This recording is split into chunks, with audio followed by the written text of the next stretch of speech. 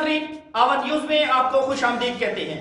मैं हूं doctor Hafeez Anjum. Bureau chief Mohammad Kaleem Qureshi की रिपोर्ट के मुताबिक 2.5 साल से ज़ायद अरसे तक मुअत्तल रहने और सुप्रीम कोर्ट ऑफ पाकिस्तान के हुक्म को बहाल होने के बाद चीफ ऑफिसर बल्दिया मलिका आमिर रऊफ माड़ा की ज़ेर सदारत पहला इजलास मुनक्किद हुआ। Chairman municipal committee Jampur Haji Mohammad Akram Qureshi मेहमान खसूसी थे।